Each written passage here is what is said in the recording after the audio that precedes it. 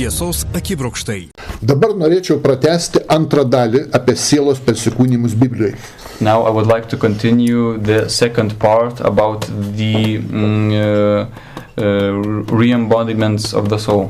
Visi krikščionys All of the Christians ir tie, kurie pripažįsta nemirtingą sielą gyvenančią po kūno mirties, and those who accept the immortal soul that lives after the body's death, ir tie krikščionys, kurie mano, kad siela su kūnu miršta ir žmogus kelsis tik paskutinę dieną, and those Christians that think that the soul dies with the body and they will be revived at the last of the days, kad nuo mirties dienos iki prisikėlimo žmogus tiesiog išnyksta, neegzistuoja. Yeah, those Christians that think that a person's soul, a person's mind does not exist during that period from one's bodily death until the last days. Taigi visi krikščionys, abi šitos grupės, And so all of the Christians and all of these groups sako, tokio dalyko kaip sielos persikūnijimas Biblijoje nėra. they all claim that there's no such thing in the Bible as the re-embodiment of the soul. Na, mes atsakom, kad jie tiesiog paviršutiniškai skaito raštą. But we answer that they do not go deep enough into those texts and read them only on a surface level. Nes, pavyzdžiui, judaizmas, tiek talmudinis, tiek biblinis judaizmas pripažįsta faktą, kad Tanache egzistuoja persikūnijimas. And because Judaists, Talmudic and biblical, they acknowledge the fact that there is such a thing of several re-embodiments of the soul in the Tanakh. Taigi, padanagrinėkim dabar, kiek spėsim įrodymų. And now let's try to explore these proofs. Ar kalba Biblija apie sielos persikūnijimus? Proofs to the claim that the Bible does speak about the re-embodiments of the soul. Paimkim pirmą argumentą. Let's take the first argument. Atsiverskime Ekleziasto pirmą skyrių. Let's see Ecclesiastes 1. Paskaitykim 4 eilutę. Let's read Ecclesiastes 1 and the fourth verse. Viena karta praeina, kita ateina, o žemė lieka per amžius. A generation comes and a generation goes, but the earth remains the same through the ages. Originalė, čia lietuviškan viena nueina, kita ateina, pasakė lietuviškan vertime, viena nueina, kita ateina. In the Lithuanian translation it is said that one generation comes, then another generation goes. Bet originalas kalba, kad karta praeina, karta ateina. But the original says, and this English translation keeps this, that a generation comes and a generation goes. Karta nueina, karta ateina, reiškia. Meaning that, yeah, a generation that comes and goes. Tokį pasakymą visada galima interpretuoti dviem būdais. Such a saying can always be interpreted in two ways. Pirmoji interpretacija tai reiškia, kad karta išmirė ir atėjo kita karta, kiti žmonės, jų palikuonys. The first interpretation would be that a generation came and the whole generation died. All the people that were in that generation, they went away, and so that generation goes. Bet taip pat galima ir kitų būdų interpretuoti. But this part can also be interpreted in another way. Karta nueina, išmiršta. A generation goes, the whole of generation dies. Po to ta pati karta vėl ateina. But then that same generation yet again comes. Tie patys žmonės sugrįžta į žemę naujose kūnuose. The same people return in new bodies to earth. Taigi, manoma, 4 Eklesiasto 1:4 dvi interpretacijos. And so we see that two interpretations are possible in Ecclesiastes 1:4. Kuri šitų dviejų teisinga, dabar pabandykim išsiaiškinti. Now let's try to find out which of these two is the right one. Antroji. It is the second one. Nes antrąją, būtent antrąją patvirtina kontekstas. Because the second one is confirmed by the context. Iškart žiūrėkim toliau nuo 5 iki 10 eilutės kontekstą, paaiškina, kas turėtų 4 eilutė omeny. Let's see instantly the context by reading the further verses, the 5th and 10th verses. Ir pamatysim, kad kontekstas kalba, kad čia ta pati karta nueina ir ta pati karta sugrįžta vėl į žemę. And we will see that the context says that this is the same generation that comes and goes repeatedly. Ir iškart po 4 eilutės nuo 5 skaitom iki 10 eilutės. Now let's read from the 5th to the 10th verses. Saulė teka, leidžiasi ir skuba į vietą, iš kur ji užtekėjo. Vėjas pučia į pietus ir pasisuka į šiaurę, pučia šiandien ir ten, sukasi aplinkui ir vėl grįžta į vietą, iš kur pakilo. Visos upės teka į jūrą, bet jūra vis nepilna. Upės grįžta atgal, iš kur ištekėjo. Akis nepasisodins stebėdamas, ausis neprisipildys girdėdamas. Kas buvo, tas vėl bus. Kas padaryta, tas vėl bus daroma. Nieko naujo nėra po saulė. Jei yra kas, apie ką būtų galima sakyti, žiūrėk, tai nauja, tai jau buvo senais laikais prieš mus. The sun rises and the sun sets, it hurries away to a place from which it rises again. The wind goes to the south and circles around to the north. Round and round the wind goes, and on its rounds it returns. All the streams flow into the sea, but the sea is not full. And to the place where the streams flow, there they will flow again. And all this monotony is tiresome. No one can bear to describe it. The eye is never satisfied with seeing, nor is the ear ever content with hearing. What exists now is what will be, and what has been done is what will be done. There is nothing truly new on earth. Is there anything about which someone can say, look at this, it is new? It was already done long ago, before our time. Taigi dabar panagrinėkim iš eilės 5 eilutę dar kartą. Now let's see again the 5th verse. Saulė teka, leidžiasi, skuba į vietą, iš kur ji užtekėjo. The sun rises and the sun sets, it hurries away to a place from which it rises again.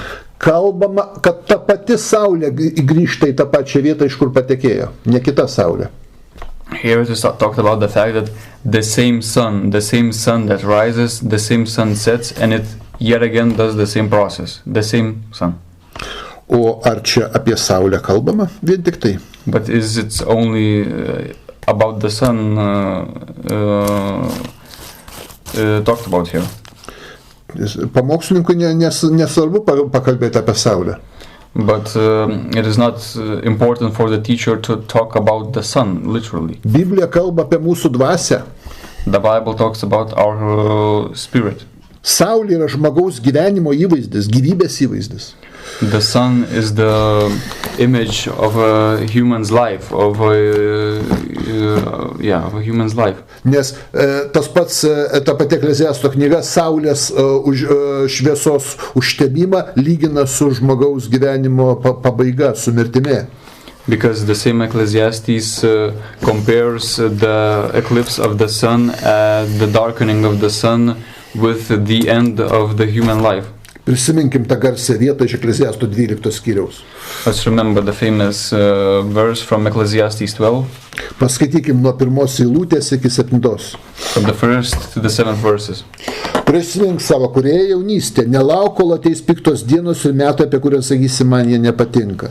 Nelauk, kol aptems saulės šviesa, mėnulis bei žvaigždės ir nauji debesis užeis po lietaus. Tuomet namų sargai drebės, stipriai susilenks, malėjos nebedirbs, nes jų bus mažai išlikę, o tie, kurie žiūrės pro langus, nieko nebematys. Durys į gatvę užsidarys, girnų garsas nusilps, paukščiai prikels savo giesmius, o dukterų giesmių nesigirdės. Tuomet jie bijos aukštumų ir baimė bus kelyje, migdolų medžiai pražys, keliai taps našta, žmogus nieko nebenori, įžengia į savo amžinus namus ir raudotojai jau vaikščia gatvėse, sidabrinis siūlas nutruks, auksinis dubuo suduš, ąsotis prie šulinio subirės ir šulinio ratas sulūš, dulkės sugrįš į žemę, iš kurios kilo, dvasia pas Dievą, kuris ją davė. So remember your Creator in the days of your youth, before the difficult days come and the years draw near when you will say, I have no pleasure in them. Before the sun and the light of the moon and the stars grow dark and the clouds disappear after the rain. When those who keep watch over the house begin to tremble and the virile men begin to stoop over and the grinders begin to cease because they grow few and those who look through the windows grow dim and the doors along the street are shut, when the sound of the grinding mill grows low and one is awakened by the sound of a bird and all their songs grow faint, and they are afraid of heights and the dangers in the street. The almond blossoms grow white, and the grasshopper drags itself along, and the caper berry shrivels up, because man goes to his eternal home, and the mourners go about in the streets. Before the silver cord is removed, or the golden bowl is broken, or the pitcher is shattered at the well, or the water wheel is broken at the cistern, and the dust returns to the earth as it was, and the life's breath returns to God who gave it. Kaip jau pastebėjot, šitas tekstas kalba apie žmogaus gyvenimo pabaigą, apie mirtį. And as you have noticed, this text talks about the end of a human life. And, yeah. Ir mirtis lyginama su saulės šviesos ir kitų dangaus kūnų šviesos aptemimu.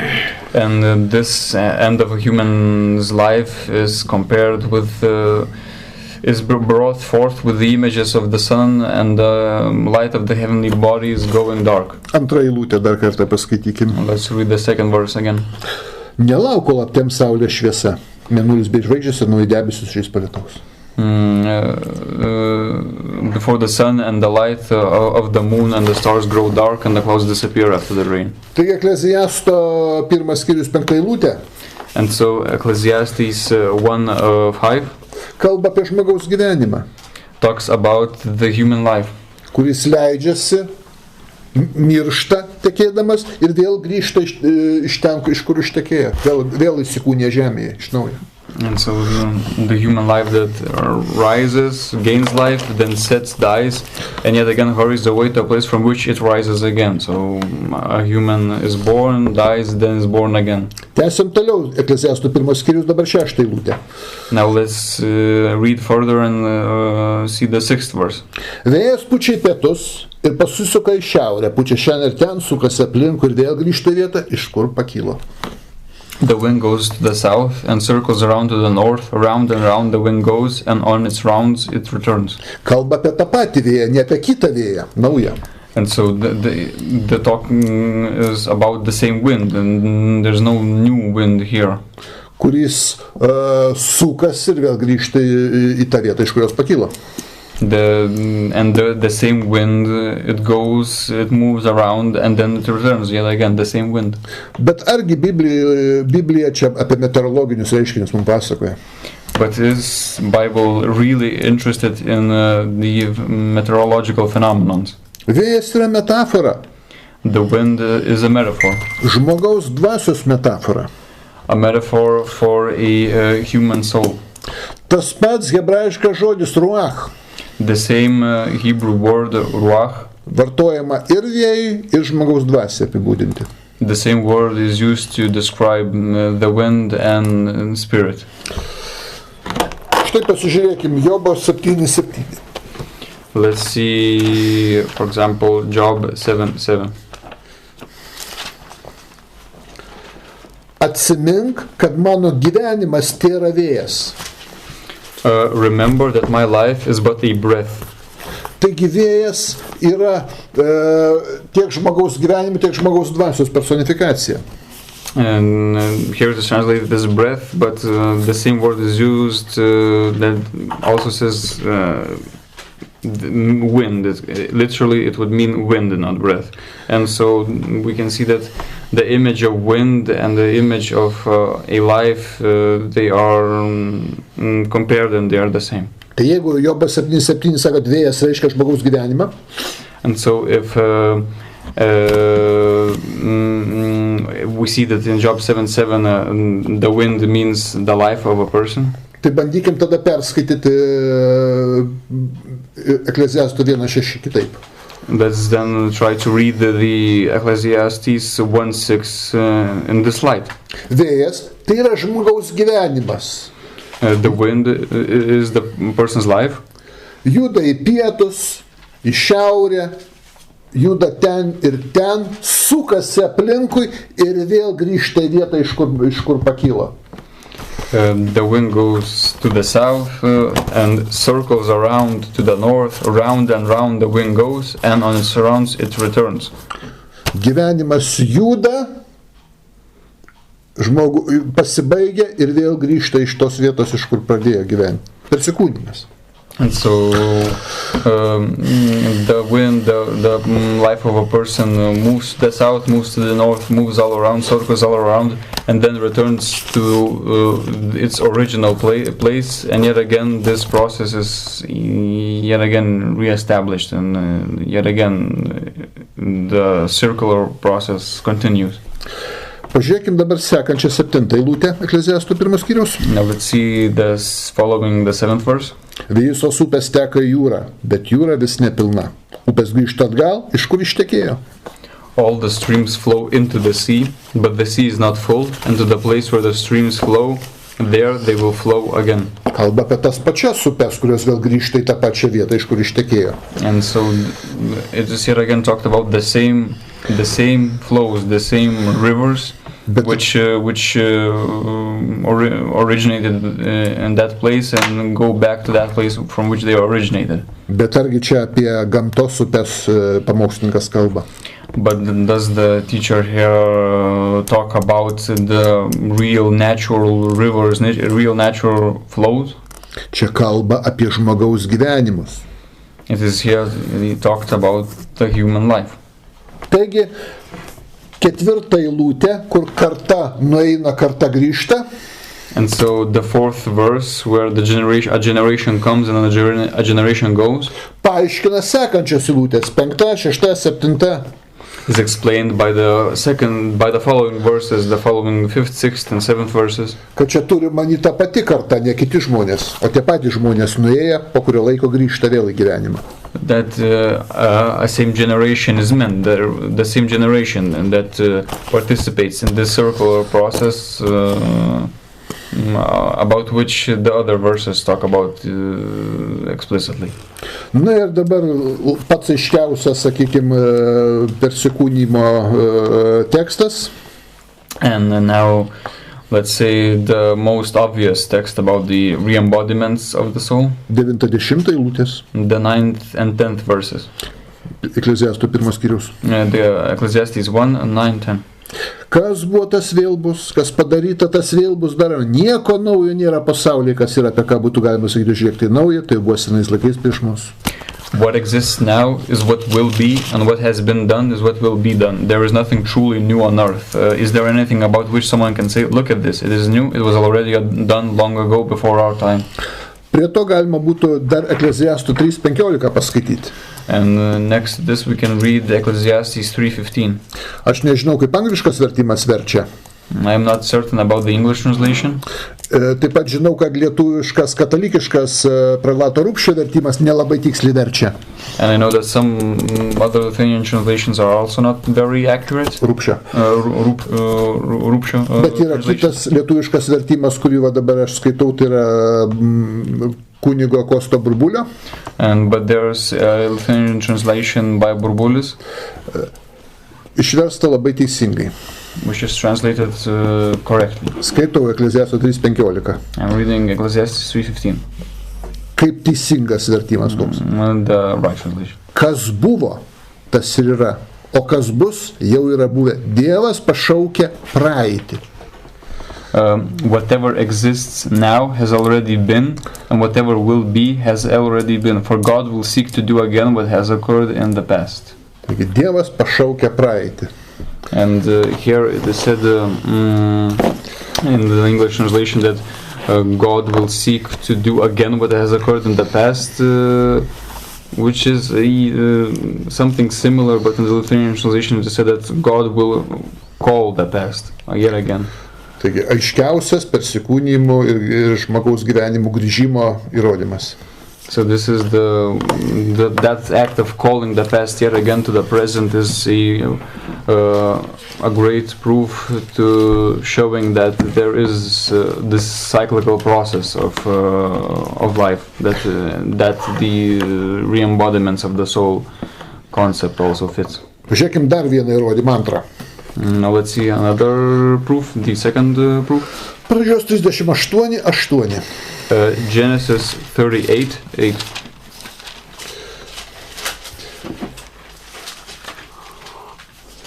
Paskaitysiu gal nuo 7 eilutės, 7-8. I will read from the 7th verse. Eras Juda pirmagimis buvo nedoras viešpatės akise ir viešpats pats jį numarino. Tada Judas tarė sūnui Ananui, įeik pas savo brolio žmoną ir vesk ir atgaivink savo brolio palikuonis. But Judah's firstborn, was evil in the Lord's sight, so the Lord killed him.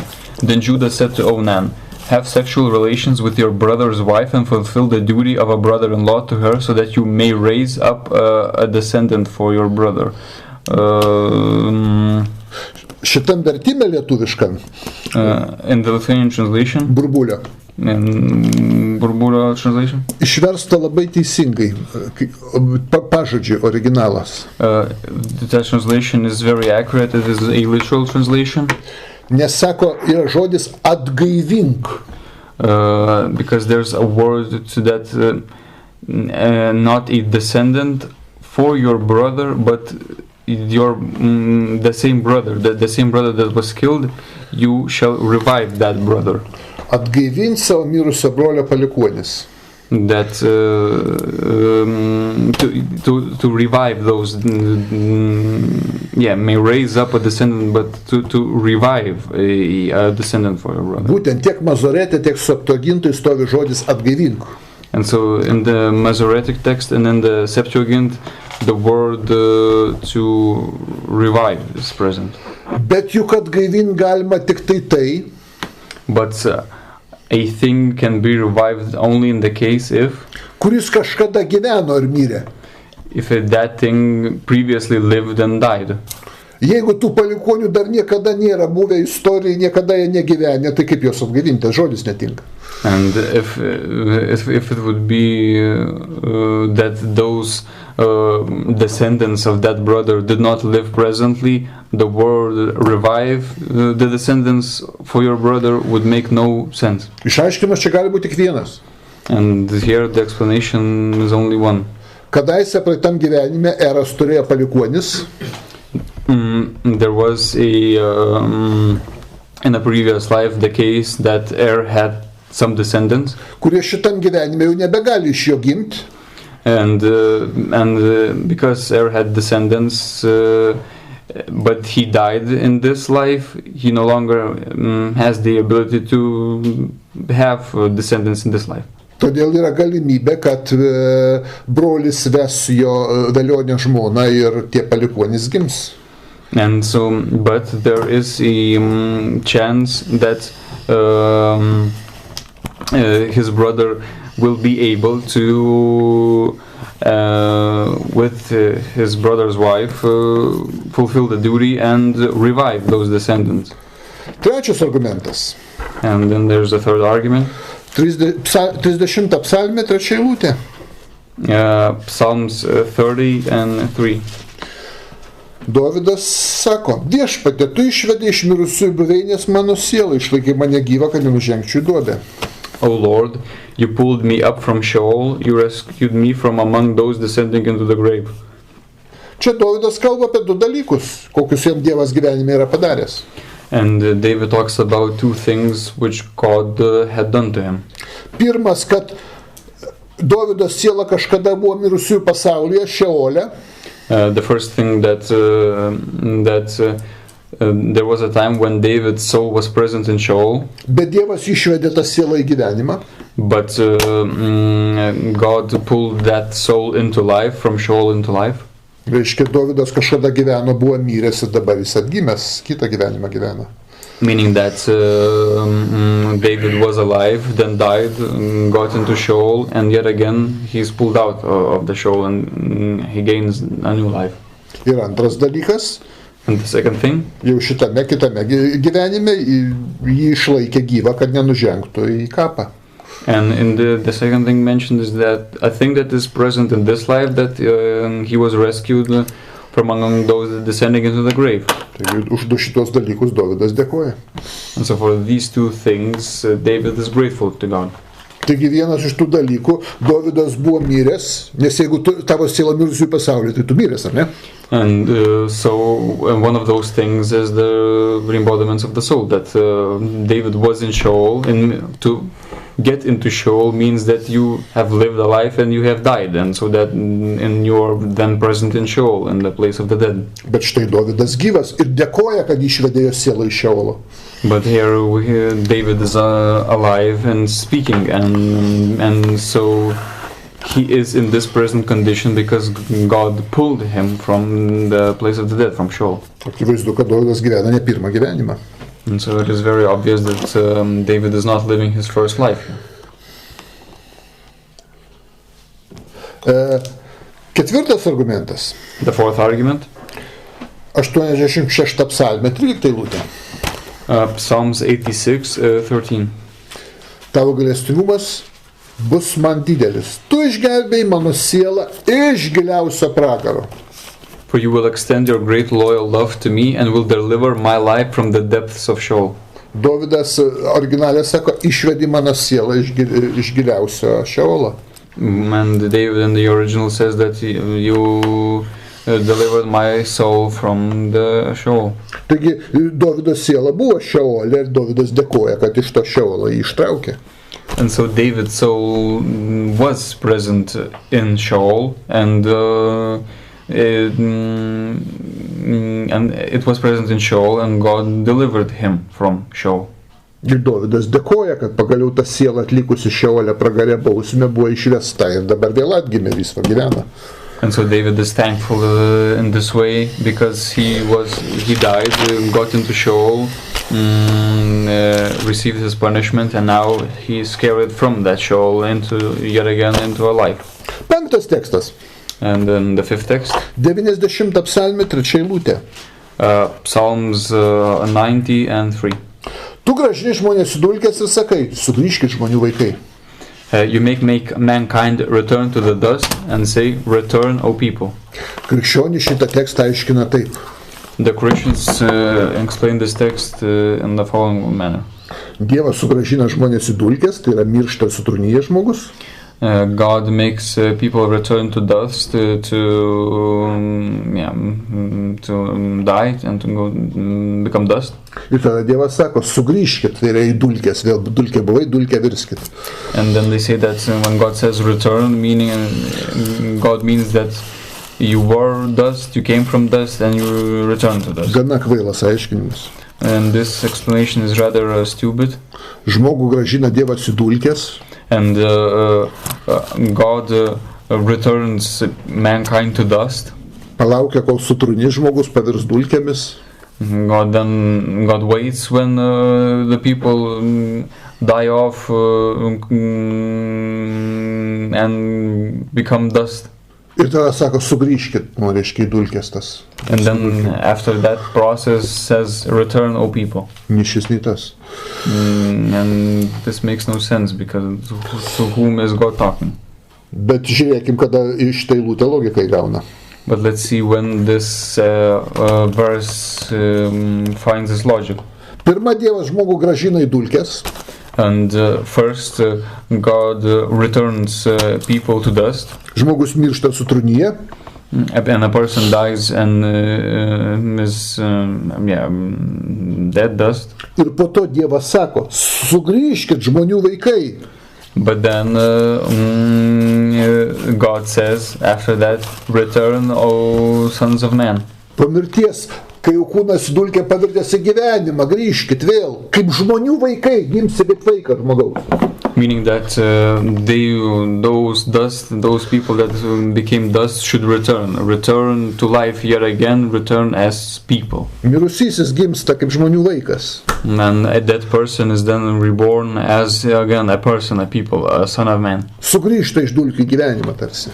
Meaning I return from dust into life. Šeštas argumentas. And then let's read the sixth argument. 1 Samuelio 2:6. 1 Samuel 2:6. Viešpats numarina ir atgaivina, nuveda mirusių bėnę ir vėl išlaisvina.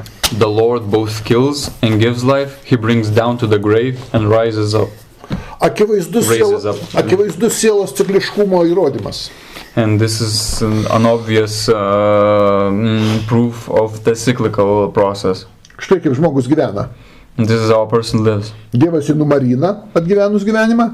And after a person has lived his life, God takes it. Nuveda į mirusiųjų buveinį, į Šeolą. Then carries that soul to the place of the dead, to Sheol. Ir vėl iš ten sielą sugrąžina į gyvenimą. And then after that, God raises that soul from that grave, from that Sheol, and raises that soul again to life. Miršta atgimsta, miršta atgimsta, miršta atgimsta. And so it dies and is raised up again, dies and raised up again. 7 argumentas. The seventh argument. Atsiverskime Ezechielio 16 skyrių. Let's see Ezekiel 16. 55 eilutė. And the 55th verse. Sako Jeruzalei. And it is said to Jerusalem. Tavo seseris, Sodoma ir jos dukteris, bei Samarija ir jos dukteris, sugrįš į savo senąją būklę. Tada tu ir tavo dukteris sugrįšit į seną savo būklę. As for your sisters, Sodom and her daughters will be restored to their former status. Samaria and her daughters will be restored to their former status. And you and your daughters will be restored to your former status. Sako, kad Sodoma, kurios jau seniai nėra, jau Loto laikais ištrinta. And it is said to Sodom, and in the times when Sodom was no more, it was already eradicated. Sugrįš į savo seną būklę. But it is said that Sodom will be restored to its former status. Kaip Sodoma gali prie ko grįžti? Prie pederastijos? And to what can Sodom return? To homosexuality? Ne, čia kalba, kad Sodoma grįš į vėl į gyvenimą. But no, it is said that Sodom will be returned to life. Sodomos gyventojai vėl grįš į gyvenimą kada tai. And so this Sodom that is already eradicated, it will regain its former status, it will yet again live. Taip pat Samarija išmirs, bet vėl grįš į gyvenimą. The same cyclical process will be also the case with Samaria. It and its people will be eradicated, but yet again it will regain life. Ir tada Izraelis irgi sugrįš į savo seną būklę, vėl į gyvenimą. And yet again Israel will return to its former status. Tai akivaizdus persikūnijimų įrodymas. And this is an obvious proof for the re-embodiments. Kad dar aiškiau būtų, kad čia apie persikūnijimą paskaitykim šito paties skyriaus 16, 53 eilutė. And that's to make this case even clearer that it is talked about the re-embodiments. Here let's read the same chapter's 53rd verse. Dievas sako, and God says, kai aš parvesiu Sodomas ir jos dukterų ištremtuosius,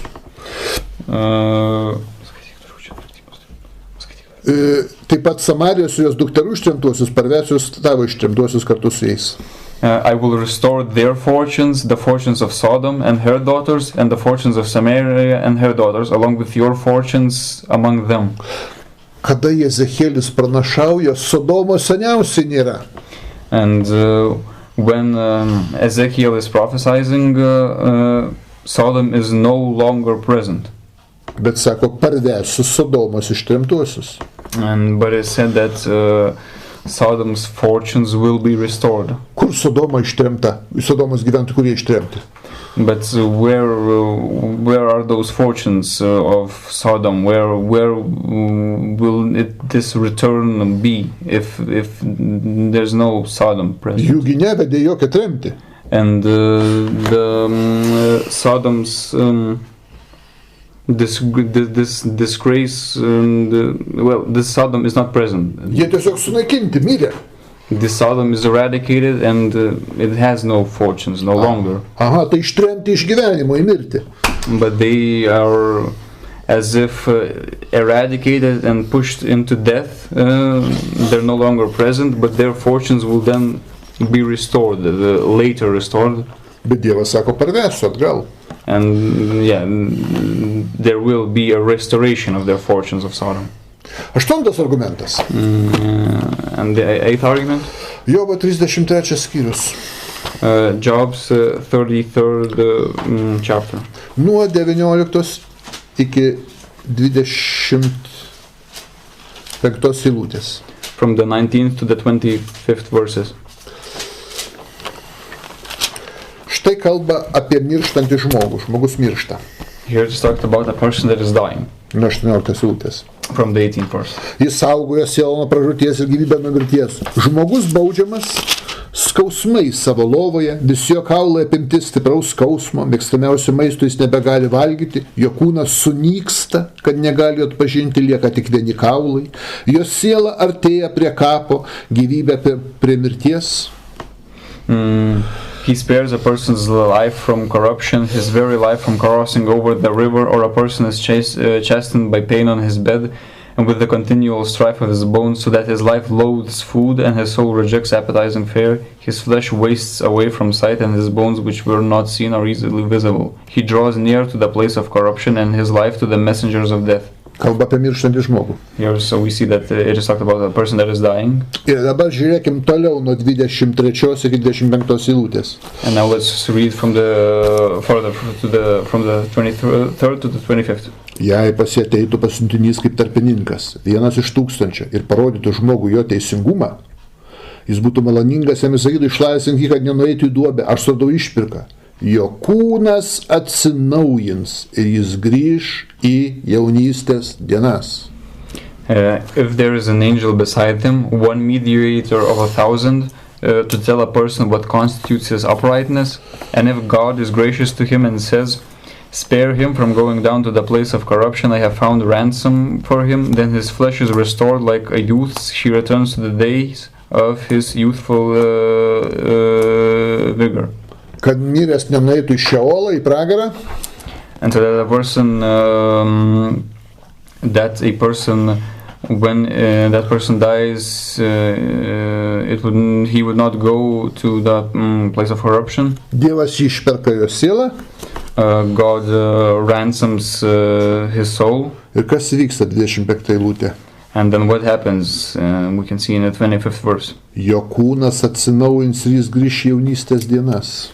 Then his flesh is restored like a youth, he returns to the days of his youthful vigor. Kaip senas žmogus gali grįžti į jaunystės dienas? And how can an old person that is approaching death return to the days of the youth? Atgimdamas į naują gyvenimą. Only by being reborn into a new life. Jo kūnas atsinaujins, naują kūną gaudamas. And that flesh will be restored by receiving another body. Ir vėl gyvenimo pradėjimas nuo kūdikio, vaiko, jaunuolio ir taip toliau. And then reliving the life from childhood to youth and further on. Ir dabar paskaitykime nuo 26 iki 30 eilutės. And let's read further from the 26th to the 30th verses. Jis melsis Dievui ir tas bus maloningas jam, su džiaugsmu jis regės jo veidą, nes jis sugrąžins žmogui savo teisumą. Jis žiūrės į žmonės, sakys, buvau nusidėjęs ir nukrypęs nuo tiesos, bet man už tai neatlygino. Jis išgelbės jo sielą iš duobės, jis gyvendamas matys šviesą. Dievas visą tai kartuoja žmogui 2 ar 3 kartus, norėdamas išgelbėti jo sielą, kad jis matytų šviesą ir gyventų. He entreats God, and God delights in him. He sees God's face with rejoicing, and God restores to him his righteousness. That person sings to others, saying, I have sinned and falsified what is right, but I was not punished according to what I deserved. He redeemed my life from going down to the place of corruption, and my life sees the light. Indeed, God does all these things twice, 3 times in his dealings with a person, to turn back his life from the place of corruption, that he may be enlightened with the light of life. Dievas išgelbės sielą iš mirusiųjų pasaulio. And God saves a life from the place of the dead, place of corruption. Ir tą pakartoja žmogui 2-3 kartus. And this is done, God does all these things twice or 3 times in his dealings with a person. Taigi šitas gyvenimas ir dar 2-3 kartai, tai 3-4 gyvenimai, kaip minimum. And so it means that this revival takes place 2 or 3 times.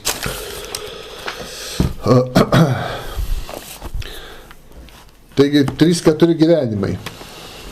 Twice or 3 times. Štai koks įdomus dalykas.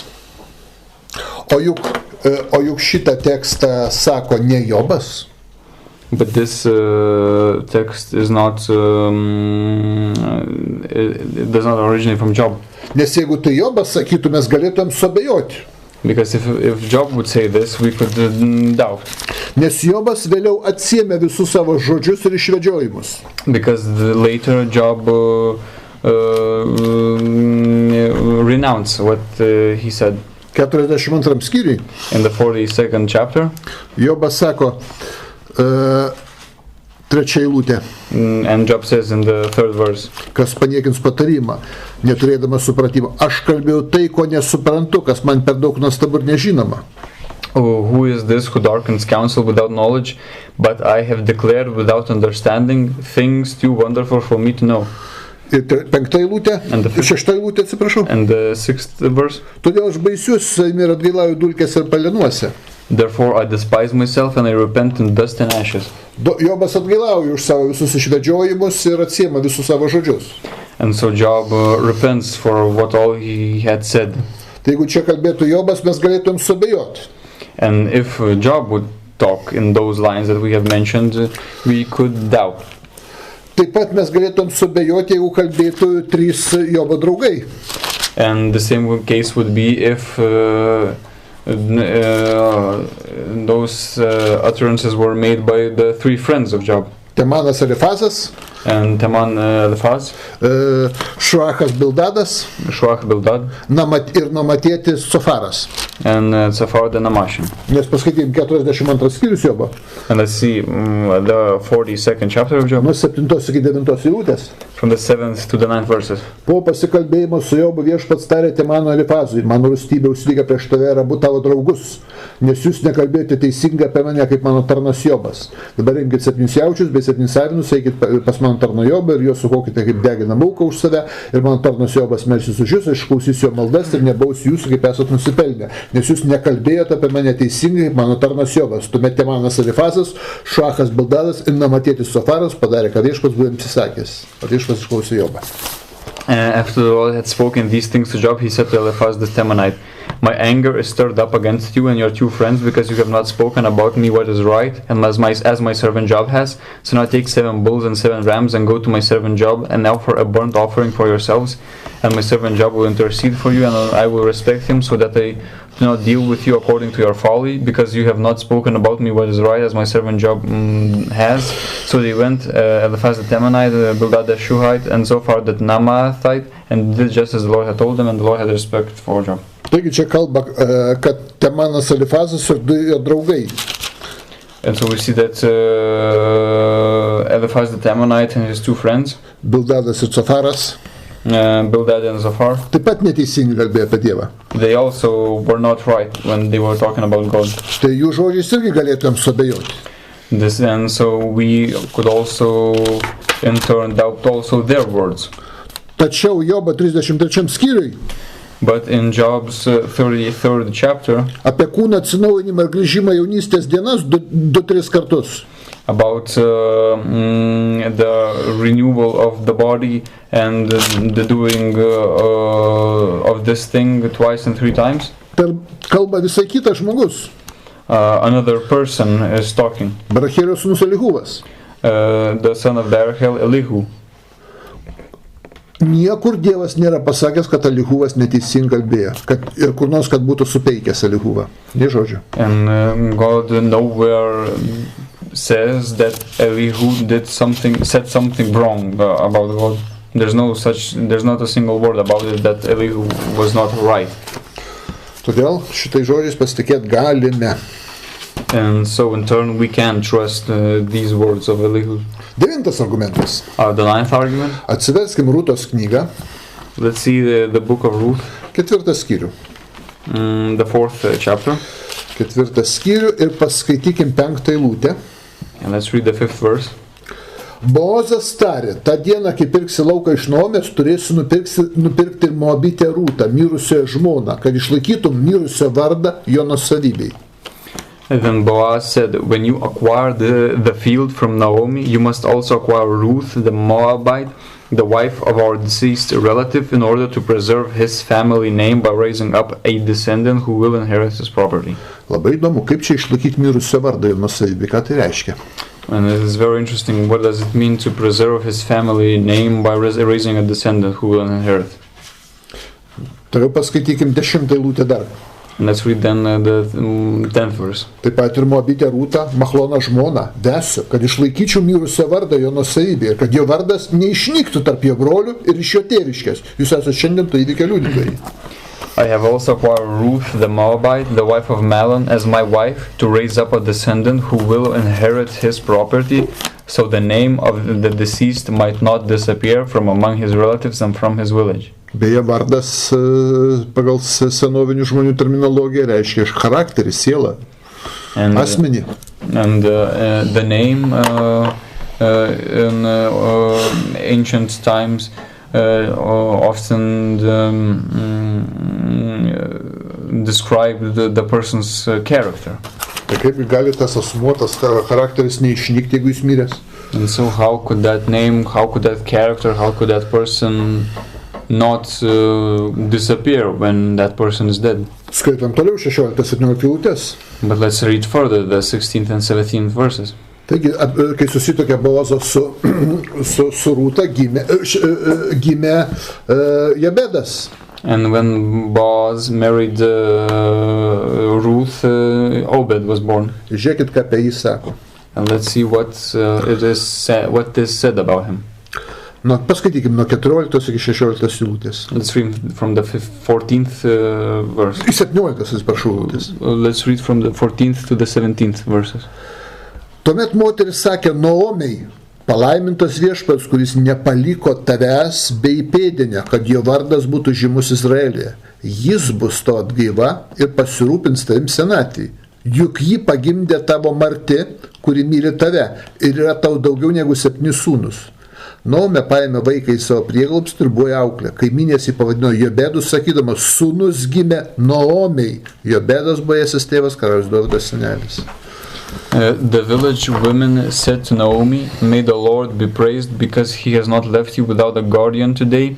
May he become famous in Israel. He will encourage you and provide for you when you are old, for your daughter-in-law, who loves you, has given him birth. She's better to you than 7 sons." Naomi took the child and placed him on her lap. She became his caregiver. The neighbor women named him, saying, "A son has been born to Naomi." They named him Obed. Now he became the father of Jesse, David's father. Kaip gali Naomei tas vaikas būti sūnus? How could that child be a son to Naomi? Jįgi negimdė jo. She did not bore him. Rūta pagimdė. Ruth did that. Be to Naomė net nesenelė tam vaikui. And Naomi is not even a grandmother to that child. Nes Rūta jį net nekraujo giminė. And because Ruth is not even in the same bloodline to Naomi. Neduktė. Ruth is not a daughter of Naomi. Rūta net kitos tautybės. Naomė žydė, o Rūta Moabitė. And Ruth is even of a different nationality. Ruth is a Moabite and Naomi is a Jew. Tik tiek, kad jinai su Naomė sūnum buvo susituokus pirmoji santuokai, kuris mirė. Only that it was the case that Ruth was married with Naomi's son. Tai kodėl visi sako, tai Naomė sūnus? Then why is it said that the neighbor women named him, saying, "A son has been born to Naomi"? Todėl, kad Naomės miręs sūnus grįžo būtent tokiu būdu. Because Naomi's son has returned in this fashion. Atgimė per Rūtą. That son was reborn through Ruth. Štai ką turėjo omeny Boazas, sakydamas, išlaikyti mirusio vardą jo nuosavybei, kad jo vardas neišnyktų tarp brolių iš tėviškės. And so this is what Boaz meant, that when he said that marry him, that you should marry Ruth and then keep the name from disappearing, that the descendant's name would not disappear and that he would inherit property. Pakartoto 10 argumentas.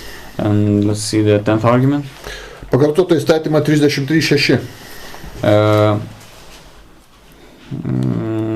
Deuteronomy 33:6. 6. Čia kalba apie palaiminimą Rūbenui. he also talked about the blessing on Reuben. Bet teisingai išversta jau ne burbulio, o rūpščio vertime yra. But Burbulio translation is not as good as Rūpščio. Todėl aš paskaitysiu būtent iš prelato Rūpščio vertimo. And so I will read the other translation. Sako, te išlieka gyvas Rubenas ir te neišmiršta, nors skaičiumis yra mažas. It is translated that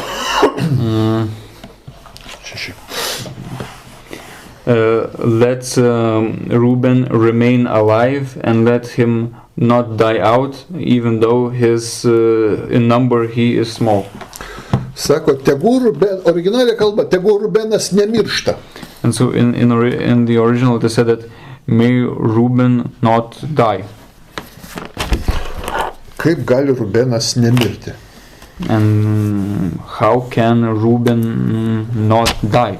Tai neįsipildė palaiminės Rubenas miręs. And the blessing is not fulfilled. Reuben actually died. He died. Krikščionys sako, čia Rubenas apskritai visos Rubenų genties toks simbolis, čia apie visą gentį kalba. And then the Christians try to say that here Reuben is a sort of a symbol for the whole of the family, for the whole of the tribe. Bet kad nebėra Rubeno giminės irgi išmirusi. But even this is not the case, because Reuben's family, Reuben's tribe is has also died out. Prisiminkim, po Saliamono mirties. And let's remember, after the death of Solomon, jo valstybė suskilo į Izraelį ir Judėją. His state divided into Israel and to Judah. Izraeliui priklausė žemės 10 giminų, tame tarpe Rubeno. And to Israel there were 10 tribes to him, skaitant ir Rubeną, and including Reuben. Vėliau juos užpuolė Sirija. And then later they were attacked by Syria. Ir karalius Šalmansaras visus gyventojus išgabeno į Asiriją, į nelaisvę. And King Shalmansar then made the next drove all the people to Assyria. Ten jie asimiliavosi ir išnyko. And there those people assimilated, and there they in turn were eradicated. Nebėra tų 10 giminių. And those 10 tribes were no longer present. Įskaitant nebėra ir Rubeno giminės. And so and because there's no more of those 10 tribes, the tribe of Reuben is also no longer present. Tai mirė ir pats Rubenas, mirė ir jo giminė. So Reuben personally himself is dead, and his tribe family is also dead. Tai kaip Rubenas gali nemirti, neišnykti? And so how can this blessing be fulfilled and that Reuben would not die? Vieninteliu būdu. But there's only one way. Rubenas vis po mirties persikūnija ir toliau gyvena. Reuben is always re-embodied, revived, and is living on further. O greičiausiai ir visa Rubeno giminė persikūnija grįžta iš gyvenimą. And it is likely the case that Reuben and also his whole family, his whole tribe, is also reviving and living again in new bodies. Nes jie turi čia tam tikrą misiją. Because they have a certain mission here. Taigi dar daugiau aš pasakysiu, be persikūnimų idėjos praktiškai Tanacho neįmanoma net suprasti. And I can mention another thing, that without the idea of re-embodiments, one cannot comprehend or fully understand the Tanakh. 11 argumentas. The 11th argument. Pradžios 9 skyrius. Genesis 9. 5-6 eilutė. The 5th and 6th verses. Iš tiesų, už jūsų gyvybės kraują aš pareikalausiu iš kiekvieno žvėries ir žmogaus, kuris pralietų savo brolio kraują. Kas pralie žmogaus kraują? Jo kraujas taip pat bus pralietas, nes žmogus sutvertas pagal Dievo atvaizdą. For your lifeblood I will surely exact punishment. From every living creature I will exact punishment. From each person I will exact punishment for the life of the individual, since the man was his relative. Whoever sheds human blood, by other humans must his blood be shed. For in God's image God has made humankind. Štai ką Dievas sako. And so this is what God says. Už žmogžudystę aš būtinai pats nubausiu. For shedding of human blood I will necessarily punish. Ir pasako, kaip nubausiu. And it is said how that person that committed murder will be punished. Tas žmogus taip pat bus nužudytas, jo kraujas bus pralietas. That person will himself will be killed by other humans. Jeigu yra tik vienas šitas gyvenimas, But if there is only one life present, tai labai nedidelis dalies žmogžudžių kraujas praliejimas. and it is not the case that we see often that the murderers are killed. Niekas jų kraujo nepraliejo. And nobody spilled their blood for their blood spilling. Vieni nužudėjais lieka neišaiškinti, nerastas kaltas, žmogžudys gyvena ramiai iki senatvės. One murderers that successfully kill a person, they are never found out and they live a very peaceful life. Kiti sėdi kalėjime, sėdi kažkokią bausmę gali kelis metus už žmogžudystę. Others just sit in jail for a period and are not killed. Tai Dievas pamelavo, And so did God lie here? kad kiekvieną žmogžudžio kraują pralies už žmogžudystę. Did God lie when he said that every person that killed will also be killed by other humans? Kad vėl sunku, ir vėl neišeina paaiškinti tos eilutės su vienu gyvenimu. And yet again, this verse, this text is very hard to explain when there's only one life present. Bet kai mes priimam kitus gyvenimus, But when we accept other lives, other re-embodiments, supranti, kad jeigu žmogžudžiui šitam gyvenimui kraujo nepralieja, nieko ateis kitą gyvenimą ir atsims. it is very clear that if a person was not punished in the same fashion in that he committed murder, this will happen to him in another life. Jis bus nužudytas. That person will be just, if that person killed, he will be killed, if not in this life, in other lives. Paaiškėja, kodėl būna nužudomi nekalti žmonės, maži vaikai. And so it is then, it becomes clear why other people die, why children die. Daugelis turbūt jų praeitam gyvenime yra žmogžudystę padarę. Because the majority of them have committed murder in their previous lives. Ir įsipilda pradžios 9 skyrius 6 eilutė. And so in this way the Genesis 9:6 is fulfilled. Su vienu gyvenimu mes sakome, mes Biblijos iš vis negalim suprasti. And as I say, with one life only, if we have the conception that a person lives only one life, it is almost impossible to understand the Tanakh. 12 argumentas. The 12th argument. Paskaitykim visą eilę eilučių dabar. Now let's read a whole line of verses. Pradžios 25:8. Genesis 25:8. Abraomas mirė, sulaukė žilos senatvės ir pasisotinęs gyvenimo. Jis susijungė su savo tauta. Then Abraham breathed his last and died at a good old age, an old man who had lived a full life. He joined his ancestors. Pradžios 35 skyrius. Genesis 35. 29 eilutė. 29th verse. Ir Izaokas atidavė savo dvasią. Ir mirė ir susijungė su savo tauta, būdamas senas ir pasisotinęs gyvenime. Then Isaac breathed his last and joined his ancestors. He died an old man who had lived a full life. Pradžios 49. Genesis 49. 33. 33. Jokūbas baigęs duoti nurodymus savo sūnums, įkėlė kojas į lovą, atidavė dvasią ir susijungė su savo tauta. When Jacob finished giving these instructions to his sons, he pulled his feet up onto the bed, breathed his last breath, and went to his people. Skaičių 20 skyrius. Numbers 20. 24 berods eilutė. 24th verse. Aronas susijungs su savo tauta, nes jis neįs į žemę, kurią pažadėjo izraelitams. Aaron will be gathered to his ancestors, for he will not enter into the land I have given to the Israelites, because both of you rebelled against my word. Kalba, kad Aronas mirs, reiškia, susijungs su savo tauta. And here it is said that, talk about that Aaron will die and be join his ancestors. Pakartoto įstatymą 32. Deuteronomy 32. 48 atrodo eilutė. The 48th verse. Sako, viešpats tą pačią dieną kalbėjo Mozei. Then the Lord said to Moses that same day. Visko neskaitysim, ką kalbėjo, tik 50 eilutę paskaitykim, ką sako Mozei. And let's read the 50th verse. So what is said to Moses? Mirsi ant to kalno ir susijungsi su savo tauta, kaip tavo brolis Aaronas. You will die on the mountain that you ascend and join your deceased ancestors, just as Aaron, your brother, died on Mount Hor.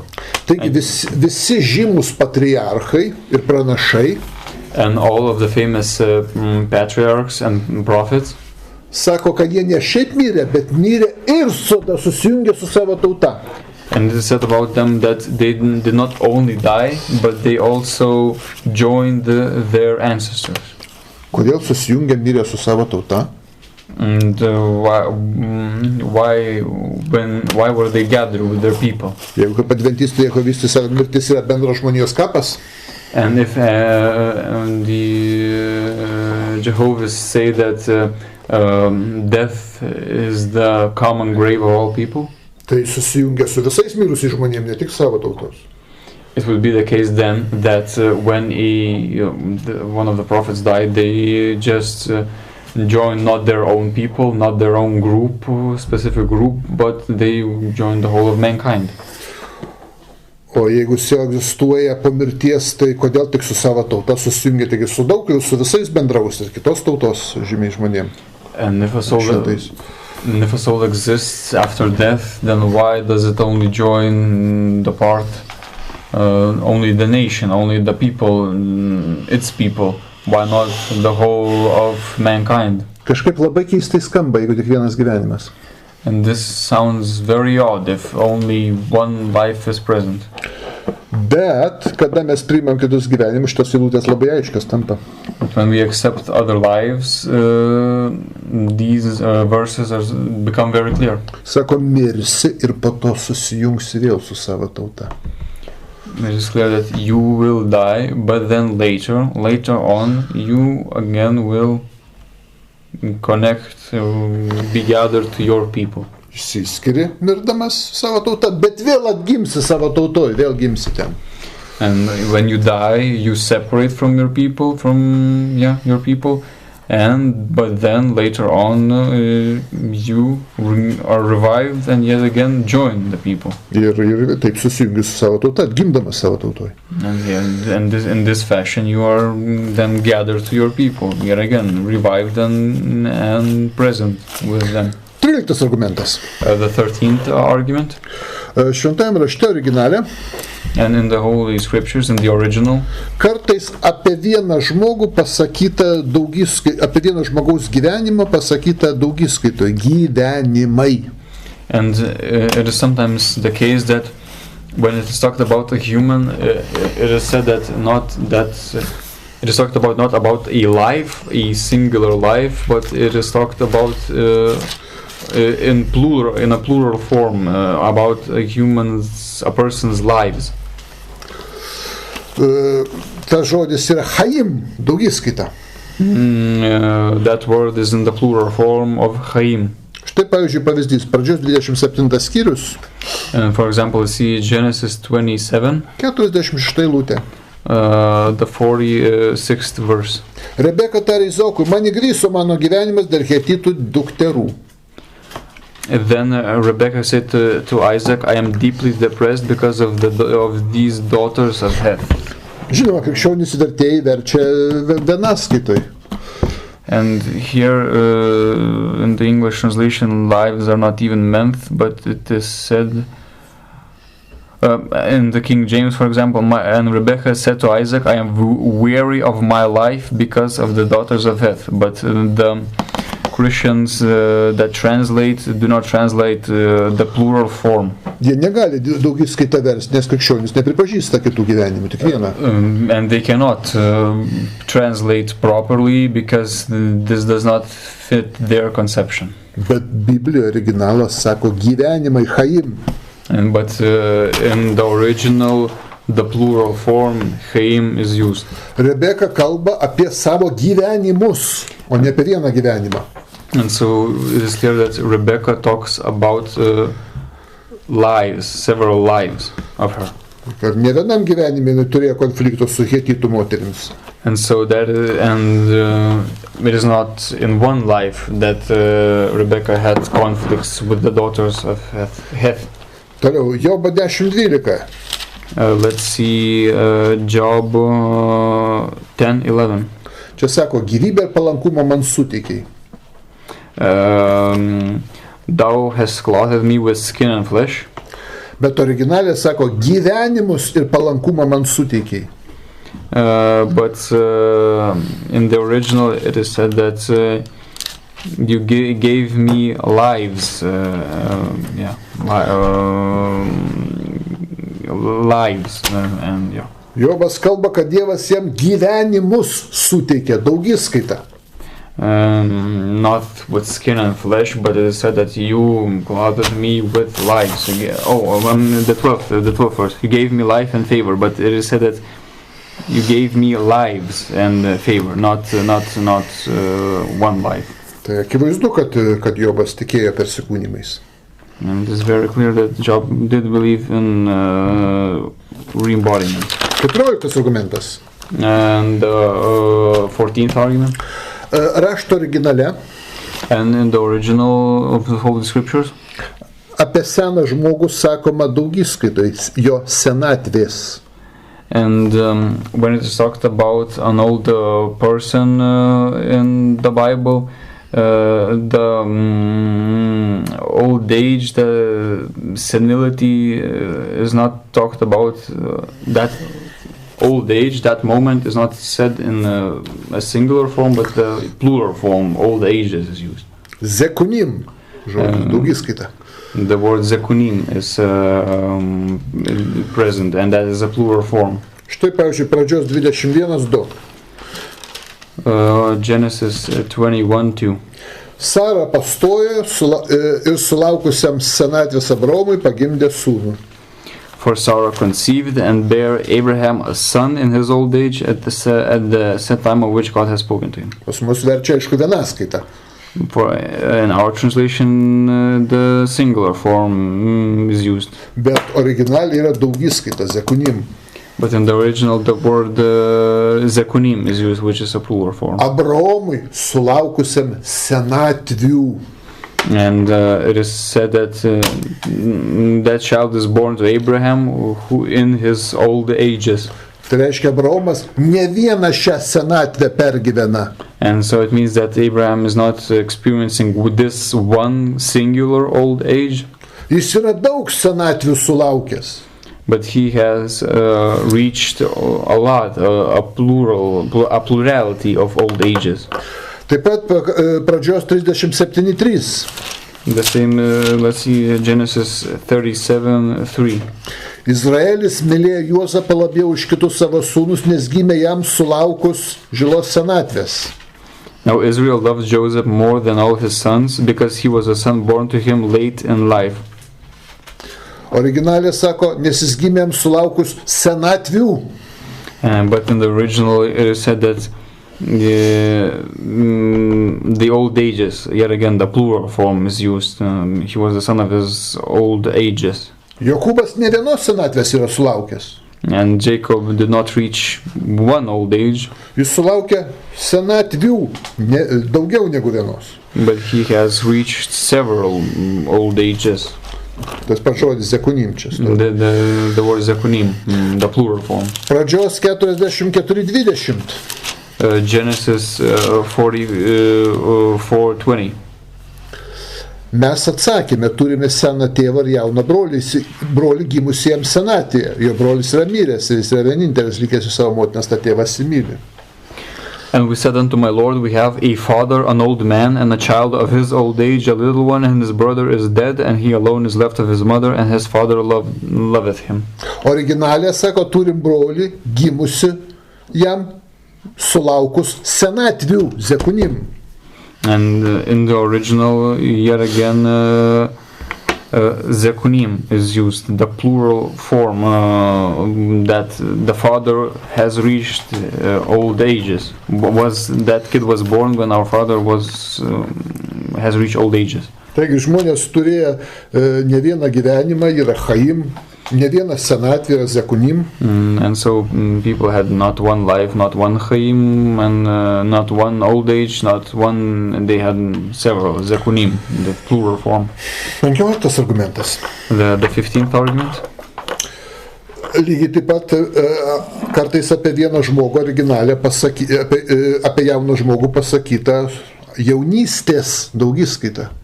And when it is talked about a young person, it is also talked about sometimes the word youths, the plural form is mentioned.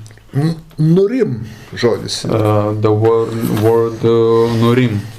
Atrodo Izaiją 54:6. Let's see, Isaiah 54:6. Sako, viešpats pašaukia tave kaip atskirta dvasios suvargusią moterį, kaip atstumta jaunystė žmona, sako Dievas. Indeed, the Lord will call you back like a wife who has been abandoned and suffers from depression, like a wife, like a young wife when she has been rejected. Kalba apie Izraelį. And it is talked about here about Israel. Ir vadina jaunysčių žmoną. And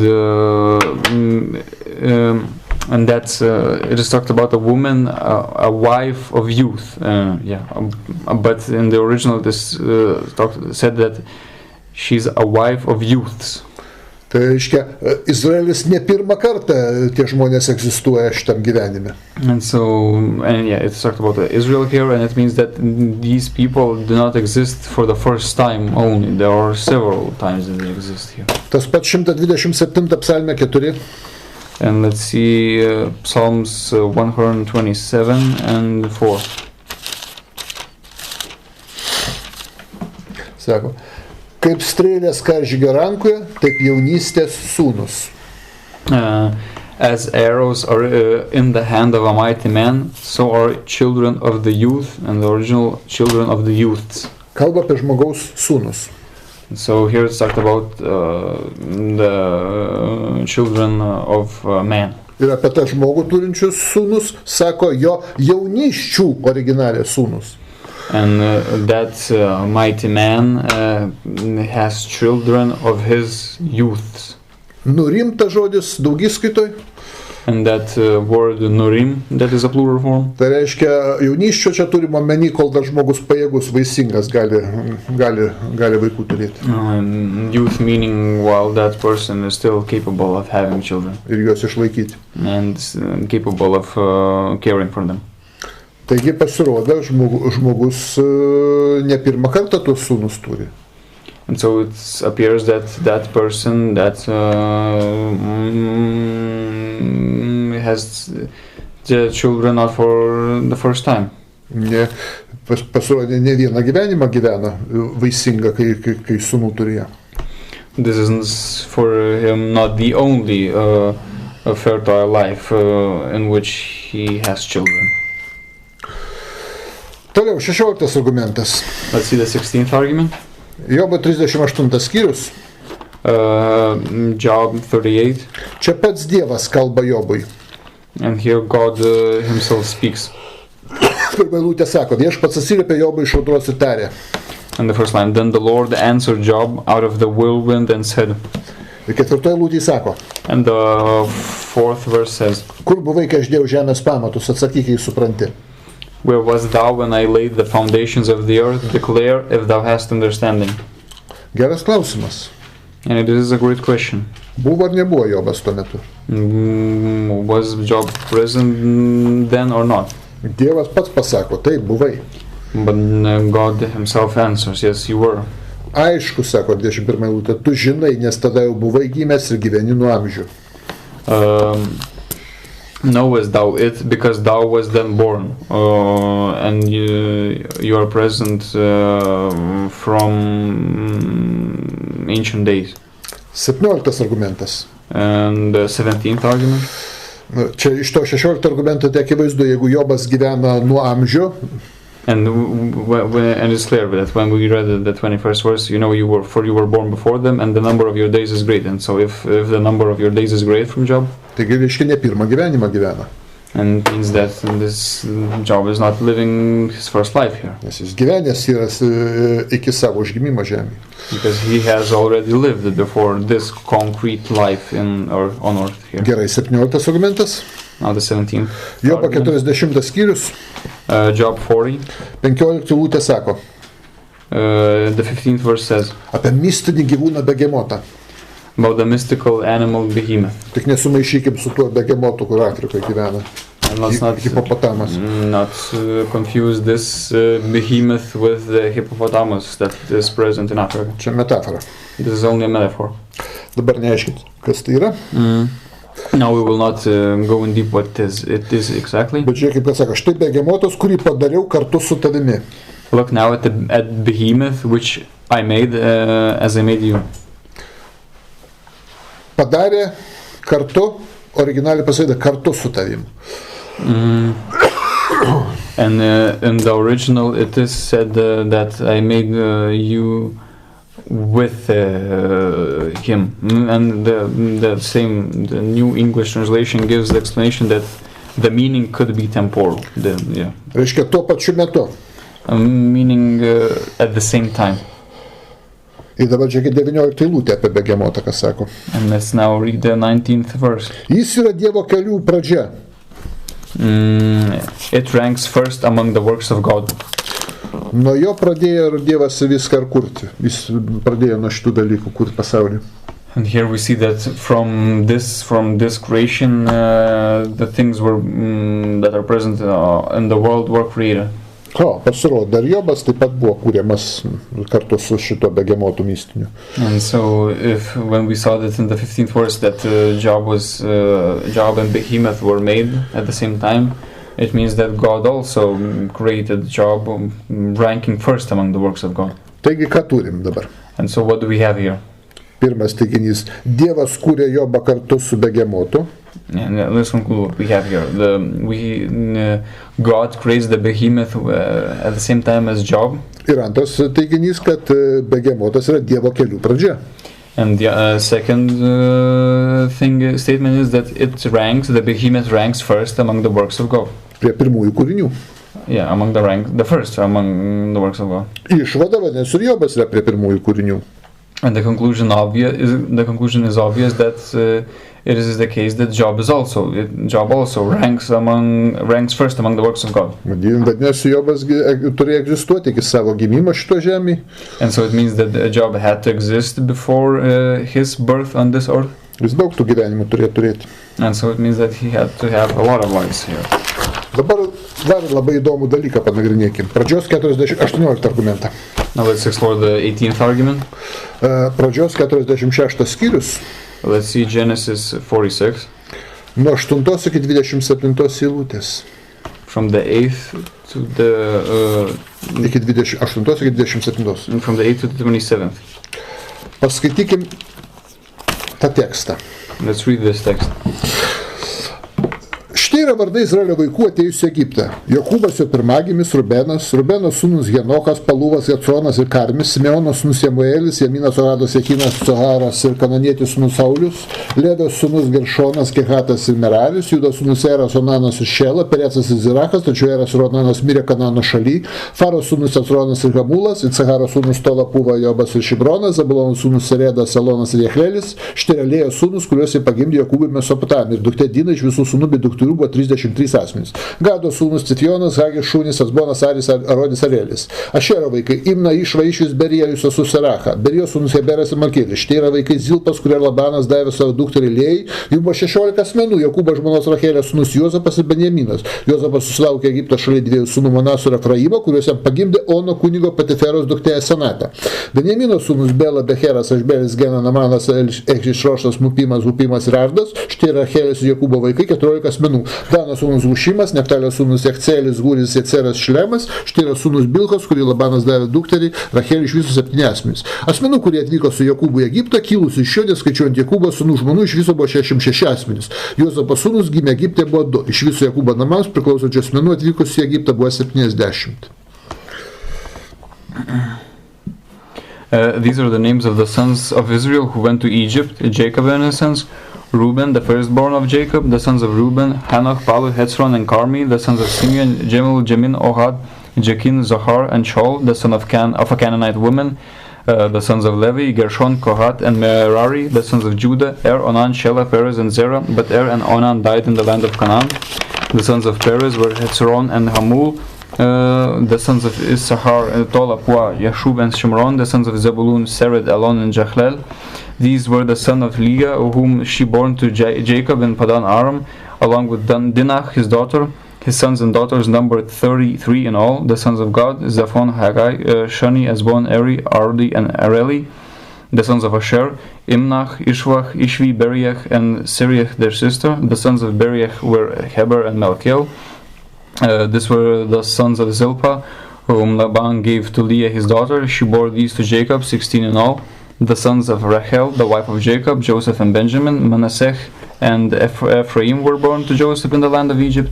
Asenath, daughter of Potiphar, priest of On, born them to him. The sons of Benjamin, Bela, Becher, Eshbel, Gera, Naaman, Eri, Rosh, Mupim, Hupim, and Ard. These were the sons of Rachel who were born to Jacob, 14 in all. The son of Dan, Hushim, the sons of Naphtali, Jechzel, Guni, Jezer, and Shilem. These were the sons of Bilhah, whom Laban gave to Rachel his daughter, and she bore these to Jacob, 7 in all. All the direct descendants of Jacob who went to Egypt with him were 66 in number. This number does not include the wives of Jacob's sons, counting the 2 sons of Joseph who were born to him in Egypt, and all the people of the household of Jacob who were in Egypt number 70. Dabar kur čia aš matau atgimimą sielos persikūnimą šitam tekste? Where do I see the re-embodiments of the soul in this text? Čia labai įdomu bus. But there we have a very interesting thing. Pabandykime įtempti smegenis. Let's try to focus our minds. Čia kalba apie visus atvykusius žydus į Egiptą. Here to talk about the whole, all the Jews that came to Egypt in those times. Žiūrėkit, 26 eilutė. The 26th verse. Asmenų, kurie atvyko su Jokūbu į Egiptą kilusi iš jo, neskaičiuojant Jokūbo sūnų žmonų, iš viso buvo 66 asmenys. All the direct descendants of Jacob who went to Egypt with him were 66 in number. This number does not include the wives of Jacob's sons. Taigi neskaičiuojant moterų, and so without counting in the women, su patriarchu Jokūbu į Egiptą atvyko 66 asmenys. With the patriarch Jacob, 66 people came to Egypt. Reiškia, su Jokūbu, tai reiškia Jokūbas plus dar 66 asmenys, neskaitant moterų. And so, meaning that there was Jacob plus 66 persons, without counting the wives of Jacob's sons. Iš viso 67 asmenys atvyko į Jokūbą, į Egiptą. And so, in total, 67 people came to Egypt. Dabar skaitam 27 eilutę. And now let's read the 27th verse. Buvo Jozabo sūnus gimė Egipte, buvo 2 iš viso Jokūbo namams priklausančių asmenų atvykusių į Egiptą buvo 70.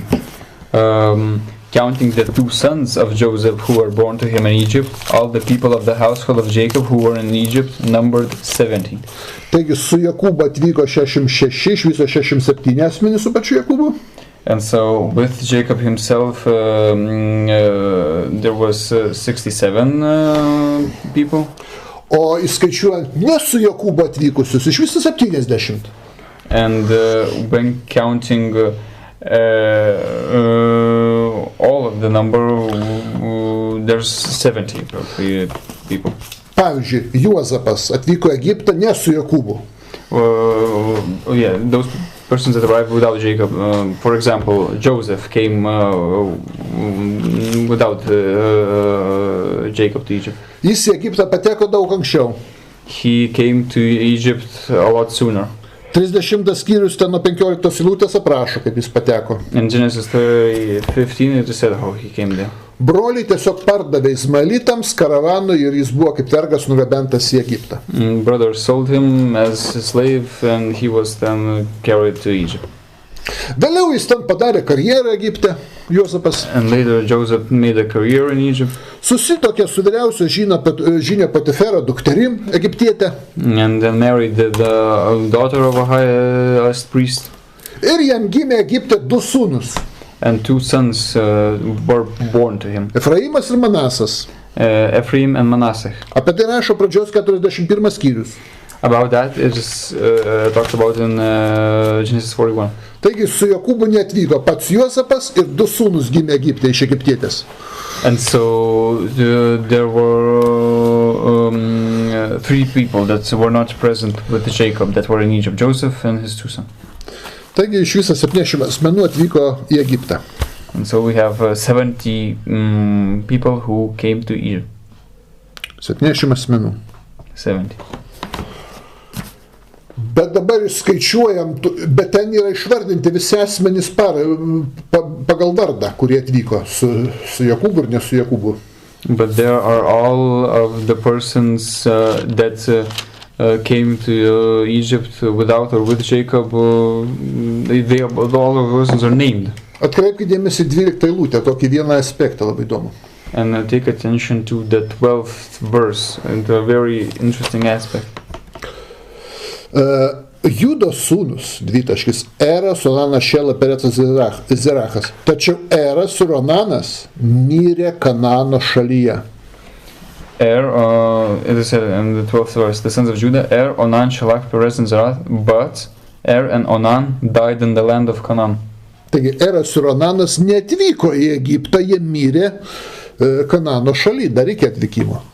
And it is clear that and Onan did not came to Egypt because they died before coming to Egypt. They died in Canaan. Tačiau jeigu suskaičiuosim visus vardus, but if we count all the names, čia per klaidą įsimaišo viena moteris, mes jos neskaičiuokim. And here by mistake one woman is counted here, but we shall not count her. 70 atvykusių į Egiptą gaunam tik tai su nabašnikais mirusiais Eru ir Onanu. But the 70, we get the number 70 when counting in the dead, 2 dead people, Er and Onan. Be Eru ir Onano nesigauna 70 asmenų atvykusių į Egiptą. Without Er and Onan, the number does not add up to 70. Ir nesigauna 66 asmenys atvykę su Jokūbu. And even the people that came with Jacob, that number also does not count up to this 66. Be jų tik 64 asmenys su Jokūbu. And because without Er and Onan, who died in Canaan before entering Egypt, the actual number would have to be 64 that entered Egypt. O sako, ne, 26 eilutė, 66 asmenys su Jokūbu atvyko. But this is not the case, and in the 26th verse it is obviously stated that 66 came to Egypt. Mislė klausimas, kaip mirusieji Onanas ir Eras atvyko į Egiptą, jeigu jie mirė dar iki atvykimo į Egiptą, Kanano šaly. So this is a deep secret. How can 66 people come? How can those 2 people that are dead, that died? Aišku, krikščionys to neskaičiuoja, krikščionys, žinot, paviršiam slysta ir... And this is obviously a mystery, but Christians do not take account into this. They just satisfy themselves with surface level understanding. Paprastai ten nėra Biblijos studijavimo, tai yra svaigimas emocijom. And usually among them there's no such thing as a studying of the Bible, but more of an emotional, the emotional aspect is more present. Taigi, kaip atvyko Eras ir Onanas į Egiptą, jeigu jie yra mirę Kanano šaly? And so how did Er and Onan come to Egypt with Jacob if they are dead in the land of Canaan? Kodėl jie įskaičiuoti prie atvykusių, nors jie mirė? Why are they counted up to those who have arrived while when they are dead and did not arrive? Paaiškinimas tik vienas. But there's only one explanation. Biblija nesako, jie neatvyko, sako, kad atvyko. The Bible says explicitly that they did arrive. They did. Ir sako, kad jie dar mirė, taip, Kanane mirė, bet paskui atvyko. And even su Jokūbu. And even explicitly mentions that they did come, even though they died in Canaan. Taip, jie atgimė Jokūbo šeimoje. And it is very clear that they did come, they were born in the family of Jacob. Ir kaip kūdikiai ar vaikai atkeliavo į Egiptą su visais. They were revived and they came as little children. Taip kad be kitų gyvenimų apskritai Biblijos neįmanoma paaiškinti. And so without other lives, it is very difficult to explain the Bible. Taip pat apie persikūnijimus kalba ir antro kanono knygose. But the same talk about the re-embodiments is the same talk is present in the second canon. Pavyzdžiui, Išminties knyga 16:13. For example, Ecclesiasticus 16:13. Tu gyvybės ir mirties valdovas. Tu nuvedi mirtinguosius prie mirtingųjų pasaulio vartų ir parvedi atgal. You are the Lord of life and death. You deliver the mortals to the gates of the mortal world and then return them again back. Taigi kalba, kad Dievas žmogų nuveda į mirtį, ir vėl grąžina, nuveda ir vėl grąžina, nuveda ir vėl grąžina. And so it is clear that God carries people to death and then returns them and carries them away from death, revives them. Beje, mūsų vertime, kadangi irgi vertimus daro katalikai, tai šiek tiek pataisė, kad kur jau akivaizdus persikūnijimas. And when the Christians were translating, they obviously tried to fit those translations to their concepts and did not translate properly the verses where the re-embodiments are obvious. Porą tokių pataisytų dalykų paskaitysim ir pašnekėsim, kaip turi skambėti tas tekstas. And we will read a few of those falsified translations and we'll talk about how they should sound. Išminties 7 skyrius nuo 1 iki 3. Wisdom of Solomon 7 and 1-3. Iš tikrųjų, aš esu marus žmogus kaip ir visi kiti, palikuonis pirmas sukurto žmogaus, žemės vaikas, motinos iščiose gavau trapę prigimtį, per 10 mėnesių kūno kraujo išvyro sėklos ir malonumo, kuris lydi santuoką. Ir aš vos gimęs įkvėpiau visiems bendrą orą, atsirėmiau tą pačią visiems bendrą žemę, pravirkdamas iššiekiau tą patį pirmą garsą kaip ir visi. I myself also am a mortal man, like to all, and the offspring of him that was first made of the earth, and in my mother's womb was fashioned to be flesh in the time of 10 months, being compacted in blood of the seed of man and the pleasure that came with sleep. And when I was born, I drew in the common air and fell upon the earth, which is of like nature, and the first voice which I uttered was crying as all others do. Lietuviškam vertime čia jokio persikūnijimo nesimato. In the Lithuanian translation, no kind of re-embodiment of the soul is seen. Trečia eilutė sako, ir aš vos gimęs įkvėpiau visiems bendro oro ir atsirėmiau į tą pačią visiems bendrą žemę. And the third verse reads, and when I was born, I drew in the common air and fell upon the earth, which is of like nature. Originalė sako, aš nukritau į tą pačią žemę. But in the original it said that I fell upon the same earth. Graikiškan. In the Greek one. Beje, rusiškam vertime labai gerai išversta. But the Russian translation is a great one. Kas moka rusų kalbą? Who knows the Russian language? Galit paskaityti šitą vietą Išminties 7.3. You can read this place, the Wisdom of Solomon 7:3. Aš perskaitysiu rusišką vertimą. I will read it in Russian. И родившись, начал дышать общим воздухом и не спал на ту же землю. Ir gimęs ėmiau kvėpuoti tuo pačiu oru ir nukritau į tą pačią žemę. And when I was born, I drew in the common air and I fell upon the same earth. Čia jau kalba apie kaip minimum antrą gyvenimą. And this talks about at least about the second life, because this is a return to the same earth. Tas pats yra su Išminties 8.19. The same is with Wisdom of Solomon 8:18. 19. Buvau iš tikrųjų gabus vaikas. Man buvo tekusi kilminga siela, arba veikiau būdamas kilmingas, gavau nesuteptą kūną. For I was a witty child and had a good spirit, yet rather being good I came into a body undefiled. Lietuviškam vertime čia vėlgi jokio persikūnijimo nėra. And in the Lithuanian translation, there's no kind of re-embodiments present. Bet į graikišką originalę sako, But in the Greek original, it is said that aš buvau kūdikis talentingas I was a talented child, ir todėl gavau gerą sielą. and therefore received a good spirit. Ir kadangi buvau geras, And because it was good, aš įėjau į švarų kūną. I came into a body undefiled. Jeigu paskaitysim iš sinodalinio vertimo rusiško, And if we would read from the synodical Russian translation, jis labai gerai išverstas, atitinka graikišką. that translation is very close to the original. Я был отрок даровитый, и душу получил добрую, притом, будучи добрым, я вошел в тело чистое. Reiškia, už nuopelnus gavo gerą kūną. Yeah, and this in the original translation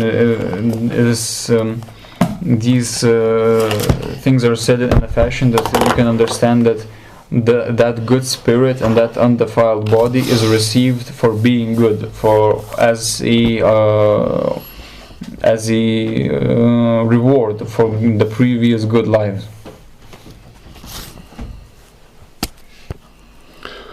Tai čia 21 argumentas, tas 22 argumentas, ar 23 dabar bus, 24 turbūt argumentas, ar 23. 23rd argument. Mes jau esam jį aptarę. We have already talked about it. Jobo 1.21. Job 1:21. Jobo 1.21 originalė pasakyta. And in Job 1:21 in the original it is said, pasakyta, nuogas išėjau iš motinos įsčių. Naked I came from my mother's womb. Nuogas vėl ten sugrįšiu. And naked I will yet again return there. Kaip galime motinos įsčią sugrįžti? And how can one return to mother's womb? Mūsų burbulė vertimė jau yra sugadinta, bet gerai išversta Rūpščio katalikiškas vertimas. And in our translation the translation is good, but in Rūpščio translation is not so. Akivaizdžiai, kad Jobas tikėjo persikūnimais. And this concept for this returning into the womb can be approved for the re-embodiments. Čia bus 24 turbūt argumentas, dar viena vieta, kur Jobas tikėjo irgi persikūnimais. And let's see the 24th argument where Job believed in re-embodiments. Jobo 14 skyrius. Job 14.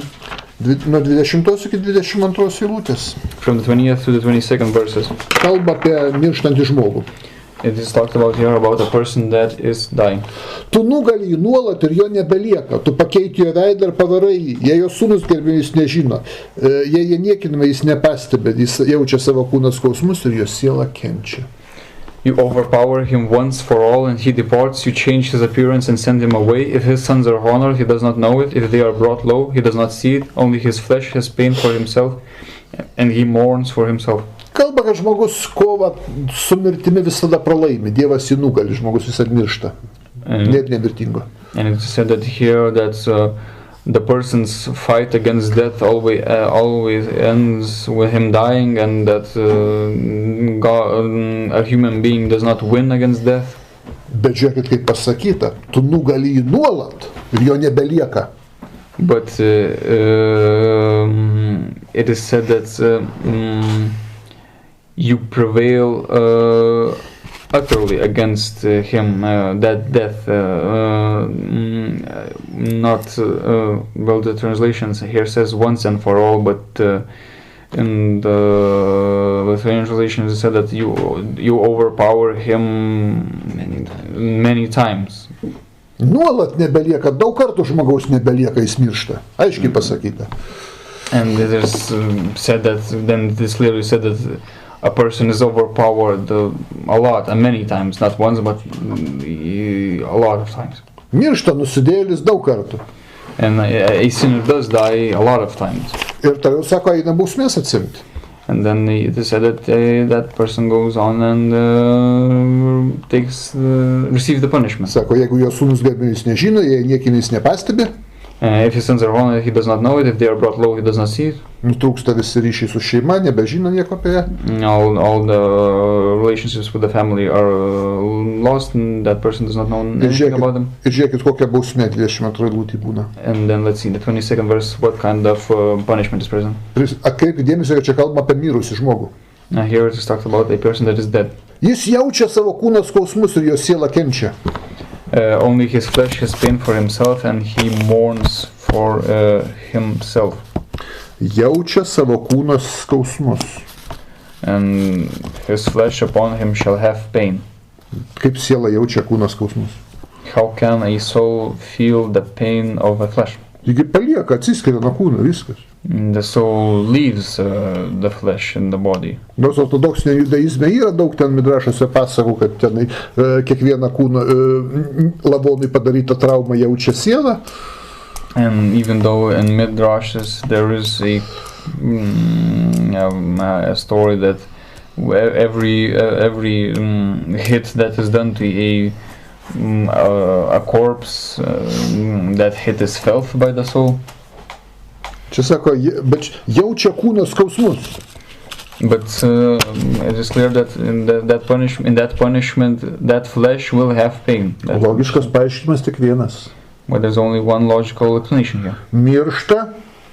A person dies. Ir bausmę kur gauna, įsikūnė į kūną ir gauna skausmų ir taip toliau bausmų. Kūne kitam sekančiam. But that person dies and then is reborn into a new body, and then in that new body, that flesh does have pain as a form of punishment. 24 argumentas. The 24th argument. Biblija štai kokį mokslą mums pateikia. This is the science that the Bible offers us. Aš jį į tris eilutės pacituosiu, kad būtų aišku, koks tas mokymas. I will quote the three verses, three texts that explain this teaching of the Bible. Patarlių 12:21. Let's see, Proverbs 12:21. Nieko pikto neatsitiks teisėjam, bet nedorėliui lydės nelaimės. There shall no evil happen to the just, but the wicked shall be filled with mischief. Pažiūrėkit, ką sako raštas. And see what the scriptures say. Teisiam, nenusidėjusiam žmogui nieko pikto neatsitiks. There shall no evil happen to the just. O nelaimės lydi tik tai ką? Nedorėlius. And only the wicked shall be filled with mischief. Ekleziasto 8:5. Ecclesiastes 8:5. Klausydamas jo įsakymų, nepatirsi piktą.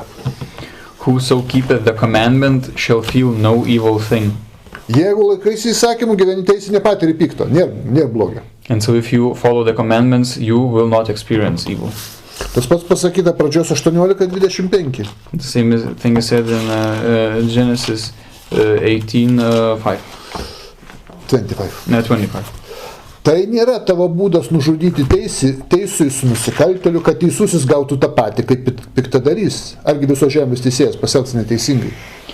That be far from thee to do after this manner, to slay the righteous with the wicked, and that the righteous should be as the wicked, that it be far from thee. Shall not the judge of all the earth do right? Tai reiškia, negali kentėti ir teisusis, ir piktadarys vienodai, ir tas kenčia. And so it means that it cannot be the case that a person that is godly should die also, should also be in pain as the wicked. Taigi labai aiškus Biblijos mokymas. So it is very clear that the teaching of the Bible is very clear. Tuo tarpu, jeigu egzistuoja vienas gyvenimas. Meanwhile, if only one life exists. Jobas 1:1 sako, teisus ir doras. And it is said in Job 1:1, he was right and godly. O kaip kenčia? Kaip jis kenčia? But he suffers a lot. Tai prieštarauja šitiem principam, kuriuos mes perskaitėm rašte. And this contradicts the principles that are present in the scriptures. Kaip tai sako Dievas, neatsitiks nieko pikto teisėjam, o Jobui tai atsitiko, va? And it is said that no bad thing, no evil thing shall touch the just, but we see that Job suffered a lot of evil things. Nieko, sako Jobas, blogo nepadarė, o kenčia daugiau už paskutinį nusidėjėlį. It is said that Job did nothing wrong and was just, but suffers more than a usual sinner. Tai kur čia sako, laikydamasis jo įsakymų nepatirsi pyktą, va Jobas patyrė. And then it is asked how we can ask how can you not experience evil things when you hold God's commandments if Job did experience evil things. Taigi mes turim krikščionišką košę, marmalą teologinį. And so we have some nonsense, some Christian nonsense, contradictory nonsense. Tuo tarpu, kai žinom, kad egzistuoja kiti gyvenimai, jokio prieštaravimo čia nelieka, viskas logiška. Meanwhile, we know that there exists a plurality of lives of a soul, then everything is logical. Šitam gyvenime Jobas tai buvo teisus, nepadarė nieko blogo. In this life, Job was right and just and did not do anything wrong in this life. Tačiau iš praeito gyvenime atsitešė skolų. But he did carry with him the depths from his previous lives, Kurias teko net ir teisėjam čia būnant atkentėti. which had to be repaid by in this life by the just. Ar pažiūrėkime, neretai kūdikiai ir maži vaikai kaip nukenčia, žūna. And we often see the case that children suffer or die. Kokias nelaimės jiems nutinka. Very evil things come upon them, Ar juk jie nieko nėra nusidėję. but they did not sin anywhere. Tai kaip čia sako, nenusidėjusiam nieko neatsitiks. And how is that principle held then, that no evil thing shall happen to a just person? Tačiau kalba neina apie šitą gyvenimą, kalba, kad žmogus neprasidėjo su šito gyvenimu. But the talk, when this principle is mentioned, the talk does not go about a one single life, but it is talked about a plurality of lives, a lot of lives. Jis gauna už praeitą gyvenimą.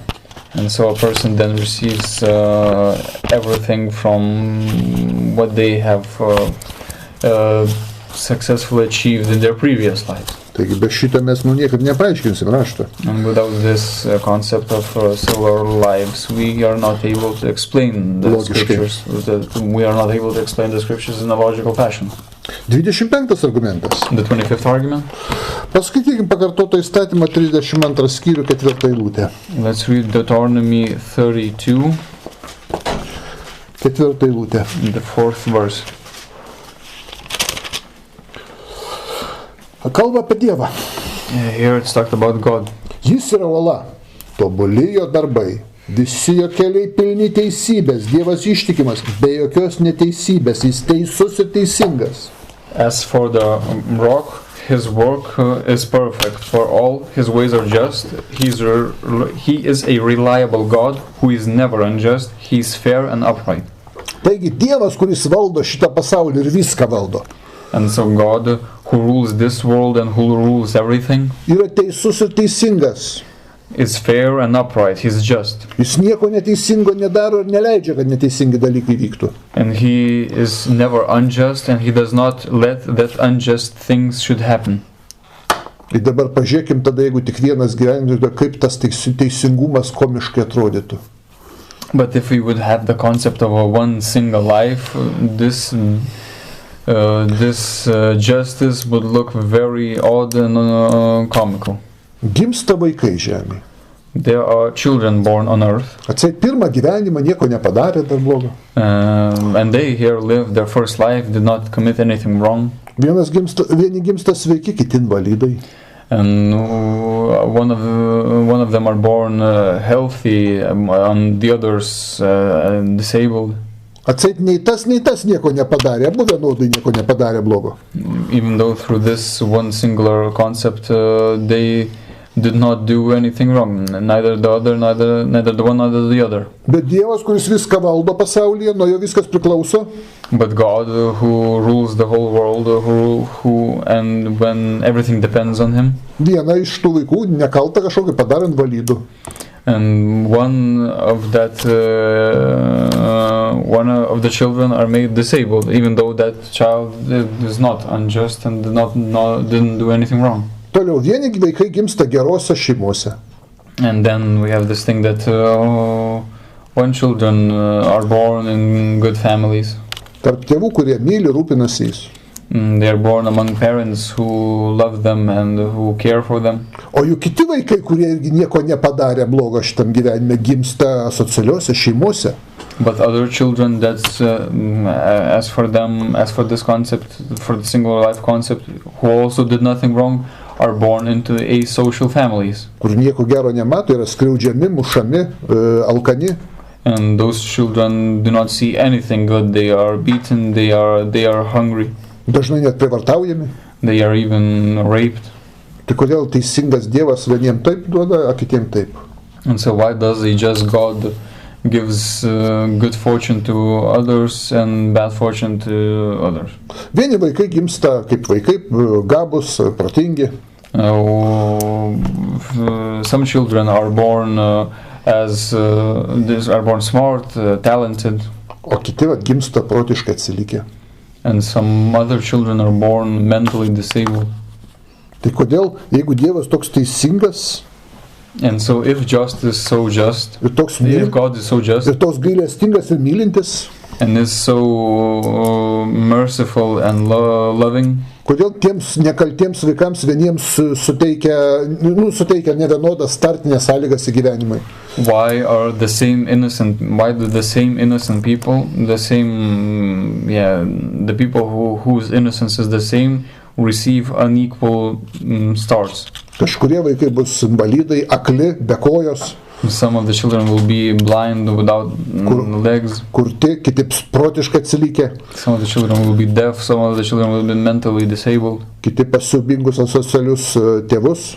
Others will be born into very bad asocial parents. Vieni gyvens ramiose šalyse, kiti kur karas, žemės drebėjimai. Some will live in peaceful countries, others will be born into countries which are in turmoil. Badas. And are a state that hungers. Kodėl Dievas padarė, jeigu vaikai pirmą kartą gyvena nieko nepadarė, kad vieni sotus pavalgę šeimose, kiti alkstantys šeimose neturi ko valgyti? And why is the case that if everybody is innocent, why are some children born into families and have food and have enough nourishment, but others are born with the same level of innocence and yet hunger? Ir ką jūs krikščionys čia paistyt galite apie Dievo teisingumą su tokia koncepcija? And with this conception of a single life, how can Christians even talk about the justice of God? Komiškas toks Dievo teisingumas, iškreiptas. And this type of justice of God is comical, it is corrupted. Tuo tarpu, jeigu žmogus gyvena ne pirmą gyvenimą, tai jokios problemos nelieka. Meanwhile, if a human does not live their first life here, everything is logical. Kažkada žmogus gyveno sąmoningai, darė arba nedarė nuodėmes. And so it means that a person already lived before consciously and committed or did not commit sins. Ir pats nusipelnė kokį sekantį gyvenimą turės. And that person, those people themselves earned their reward, earned their life, other life, the next life. Ir va paaiškėjo, kodėl vieni protingi, kiti ne, vaikai gimsta. And so it becomes clear why one children are born smart and successful and others not. Kodėl vieni sveiki, kiti invalidai. Why others are healthy and others are not. Kurie vieni tarp gerų tėvų, kiti tarp siaubingų tėvų. Why others have great parents and the others have bad parents. Tačiau ir bandyti klausyti krikščionišką demagogiją, kaip jie bando tada, jeigu tik vienas gyvenimas išaiškinti, čia vis tiek viskas teisinga, dėl kažkokių tai Adomo nuodėmių pasiekmių, kaip teisinga, jie visi patirtų, kad Adomas nusidėjo, jie visi pakentėtų, bet vienas vaikas patiria, kitas ne, vienas invalidas, kitas vaikas gimė, nevienodas pasiekmes patiria. Čia absurdas. And it is absurd. The sophistry of Christians is very absurd when they claim that, when they try to make sense of a conception that when people are at the same level of innocence, they still receive different starts, they still receive unequal conditions of life, and they somehow try to make sense this inequality with the conception of a one life, and try to say that God is just in their whole system. Tai Taigi, žydai visada iš Toros tikėjo, kad egzistuoja ne vienas gyvenimas, kad egzistuoja sielos atgimimas kitose kūnuose. And so Jews always believed from the Torah that there exists a plurality of lives. Net iš Naujojo testamento tai matom, kad žydai tuo metu tikėjo į persikūnijimus. And even from the New Testament we see that the Jews did believe in the re-embodiments. Pažiūrėkit, pavyzdžiui, Mato 16:14. 13:14. Let's see Matthew 16 and 13-14.